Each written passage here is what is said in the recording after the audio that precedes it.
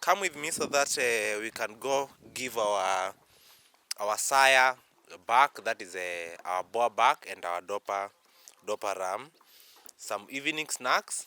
And as they're feeding from the evening snacks, I'll be able to have a chat with you, and we'll discuss one, two that concerns breeding or concerns the reasons why we usually have them separated. Here we go. These are our boys. We have two of them. This is a Boer goat, and the other one is a dopa sheep. This big boy, we call him Shotgun. Shotgun is very cheeky, and this is the reason why you see him trying to fight me. He always trying to fight someone. But one good thing I like about Shotgun is he always lets me cuddle him. Now, yeah, he always lets me cuddle him, and I love that. I just love the fact that he's always okay with me cuddling him and petting him. Yeah, almost turning 3 years, and yeah, we are gonna use him for a while at our farm to do his job. And let's dive directly to what had brought us here.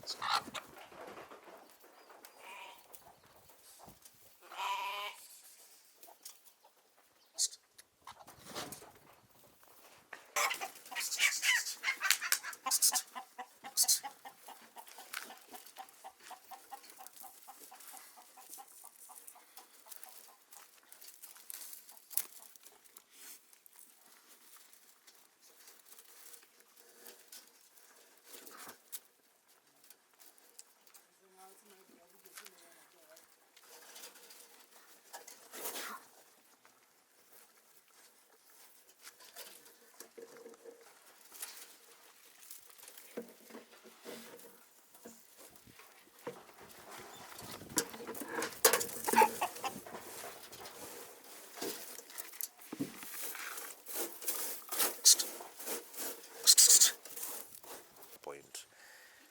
Oh yeah, the ladies are coming back. As you can see, they are coming from the grazing fields. But now let that not distract us, because he is already distracted, you know. He's just seeing ladies pass by, and he has to be distracted. So guys, as I had promised you guys that as the bucks are feeding, I'll be able to share with you some tips, some reasons as to why we usually have our bucks separated from the doors. This is because, guys, I need to give you a secret here.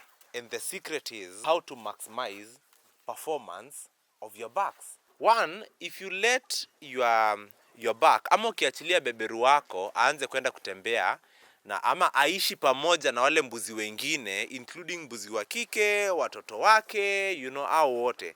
One, that buck is likely to become dormant. Itakuwa like hiyo buck, unapata like kama uko na mbuzi 20, unapata in 2 years ama 3 years kuna these specific goats zenye huwa zinazaa, but unapata hizi goats zengine hazizai. Why, guys, does this happen? It's because the buck has selected some goats that it's okay for him to serve, you know. So utapata like uko na mbuzi kama 10, but only 4 ndo huwa wanaserve, ama 4 ndo huwa wanazaa.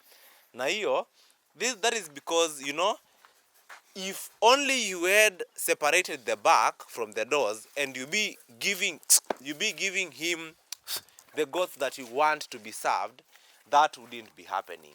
And the reason number 2 as to why we usually separate our bucks from our doors is to control the kidding, you know, the unpredictable kidding. We don't want that with us, guys. Why? You know, managing kids, it's easier when you have a a great plan with you on how to do things. when I talk of a great plan with you on how to do things is, you really need to have a solid plan, like on when to get the kids, because given in our area, we don't like having kids born on rainy seasons. Why?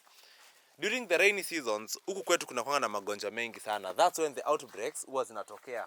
Unapata like we have different diseases zenye zime outbreak, and they're very deadly. Some of them are very deadly, and you will end up losing animals just because of not knowing the right time to have your kids born. The moment you get to have your kids born during rainy season, you'll be dealing with different you'll not be able to manage the kids. Utapata wako exposed to a lot of diseases, and kids na diseases, I'm sure managing that will not be easy. And so cost saving, buying medication in bulk for a group of animal is cheaper than buying for just one. Quality kids, keeping my ram in good condition, feeding them quality feeds with enough protein and supplements, which includes lucerne, soya cake, sunflower cake, ensures that they stay productive and healthy, giving me better results and healthier offspring. Actually, sahi nikakuonyesha, we have a kid who was born on Good Friday. We named him Good Friday. He was born with the weight of 5 kilograms. Right now, ako 2 months na ako na 19 kilograms right now, na ako 2 months old. And that kid is a crossbreed of Gala and Boer. So this means if you have one bag that is serving around 60 doors, Gala doors, in 2 months you'll be able to get to have your kids. To have your kids on the market. And this to answer some of people who usually say, who usually ask me, when I buy a ram that is worth 300,000, how am I gonna get that money back and I'm not doing breeding, I wanna do meat? Here are the calculations.